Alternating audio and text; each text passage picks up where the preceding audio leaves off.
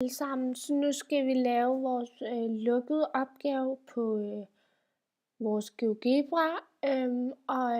Jeg har simpelthen valgt, at vi skal lave et boksplat, for det kunne jeg ikke finde ud af, men nu har jeg lært det, så nu har jeg tænkt mig at lære jer det. Og det vi gør, det er, at vi skal bruge alle de her tal hernede, og så skal I selvfølgelig have åbnet GeoGebra. Det er selvfølgelig det vigtigste. Så jeg gør sådan her ud. Det gør ikke lige. Ups. Nå. Vi skal have sat sådan en herop, en søjle. Hvad er det hedder? Jeg glemmer, hvad det hedder. Regneark var det. Der. Og så skal vi simpelthen have alle de her tal. Dem skal vi have skrevet ind herover, og det skynder jeg mig bare lige at gøre. Så vi skriver 2 der, og så er der 4 1-taller.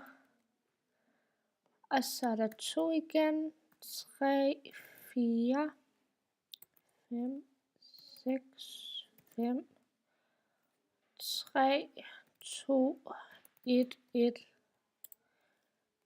og 4, 5, 3, 3, 2, 2 og 3 1-taller igen. Og så er 2 4-taller. Wow, der kommer man til at skrive 44. Så gør man bare lige sådan her. 4. Ja.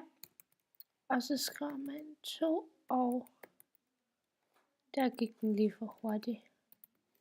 Sådan der. Nu har jeg skrevet alle de her tal, og jeg håber, det er rigtigt, alt jeg har skrevet, for det gik lidt hurtigt. Og det I så skal, det er, at nu skal vi simpelthen lave vores boksplat, og så skal vi sætte den ind herover. Så jeg åbner lige helt det her. Og så kopierer jeg bare hele det her, den her talrække. Og så trykker jeg herover og trykker der på. Og så trykker jeg der. Det var ikke der, du skulle trykke. Analyser trykker du.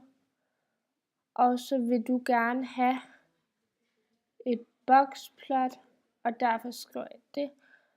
Og så kan du gøre her og trykke der, og så får du, hvad alt betyder her. Så har du faktisk lavet dit boksplat, og ja, jeg håber det her hjalp mange, og I fandt ud af, hvordan I gjorde. Så ja, ha' en fortsat god dag. Hej hej!